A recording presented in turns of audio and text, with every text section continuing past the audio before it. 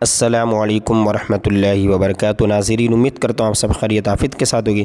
آئیے انشاءاللہ عز و جل آج کی اس ویڈیو میں اردو کتاب سیرت مصطفیٰ صلی اللہ تعالی علیہ وسلم اس کا پارٹ نمبر 46 پارٹ نمبر 46 پڑھیں گے۔ آپ بھی اگر اسلامک پروڈکٹس میں اردو بیسک بکس، عربی بکس، پلاسٹک دانہ والی تسبیح اور اسلامک ڈیجیٹل تسبیح، اسلامک بروچز، عمانی کیپس، قرآن پاک، قاعدہ، عطر اور پرفیوم اور جانماز اور اسلامک حجاب، رومالی، دوپٹہ، یہ تمام چیزیں، نقاب وغیرہ ہمارے اس اسٹور پر آپ کو مل جائے۔ تو آپ بھی ہماری Instagram I D IAT store کو ضرور فالو کریں تاکہ آپ کو اپڈیٹ ملتے رہے، اور اسکرین پر دیے ہوئے نمبر پر بھی آپ واٹس ایپ پر آرڈر بک کر سکتے ہیں۔ دیکھیں یہاں ٹائٹل ہے غم کا سال، اور جو 10 سن نبوی یعنی نبوت کا 10واں سال، ٹھیک ہے، اعلان نبوت کا۔ دیکھیں یہاں سے اسٹارٹ کرنا ہے۔ بسم اللہ الرحمن الرحیم۔ حضور اقدس صلی اللہ تعالی علیہ وسلم شیب ابی طالب سے نکل کر، یعنی یہ پہاڑی کا نام ہے نا، اس سے نکل کر اپنے گھر میں تشریف لائے، اور چند ہی روز کفار قریش کے ظلم و ستم سے کچھ امان ملی تھی کہ ابو طالب بیمار ہو گئے، اور گھاٹی سے باہر آنے کے 8 مہینے بعد ان کا انتقال ہو گیا۔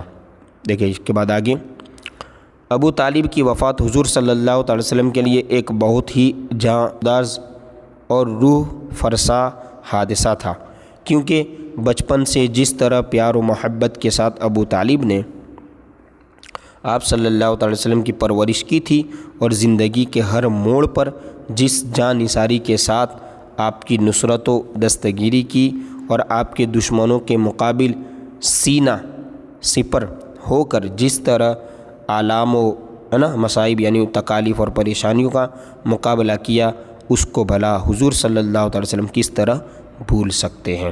یعنی نبی کریم کا سپورٹ کیا، ساتھ دیا۔ ابو طالب کا خاتمہ دیکھیں، جب ابو طالب مرض الموت یعنی یہ موت کے مرض میں یعنی بیمار میں مبتلا ہو گئے، تو حضور صلی اللہ تعالی وسلم ان کے پاس تشریف لے گئے اور فرمایا کہ اے چچا، آپ کلمہ پڑھ لیجئے۔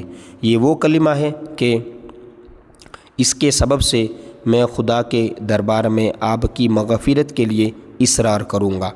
اس وقت ابو جہل اور عبداللہ بن ابی امیہ ابو طالب کے پاس موجود تھے۔ ان دونوں نے ابو طالب سے کہا کہ ابو طالب، کیا آپ عبد المطلب کے دین سے روگردانی کریں گے؟ اور یہ دونوں برابر ابو طالب سے گفتگو کرتے رہے، یہاں تک کہ ابو طالب نے کلمہ نہیں پڑھا، بلکہ ان کی زندگی کا آخری قول یہ رہا کہ میں عبد المطلب کے دین پر ہوں، ہے نا، یہ کہا، اور ان کی روح پرواز کر گئی۔ حضور رحمت عالم صلی اللہ تعالی علیہ وسلم کو اس سے بڑا صدمہ پہنچا، اور آپ صلی اللہ تعالی وسلم نے فرمایا کہ میں آپ کے لیے اس وقت تک دعائے مغفرت کرتا رہوں گا جب تک اللہ تعالیٰ مجھے منع نہ فرمائے گا۔ اس کے بعد یہ آیت نازل ہو گئی۔ اب دیکھیں کون سی آیت؟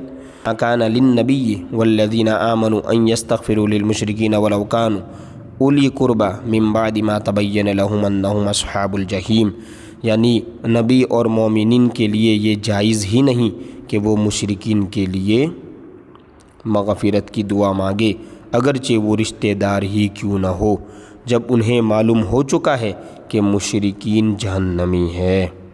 دیکھیں قرآن میں صاف صاف منع کیا جا رہا ہے، ٹھیک ہے۔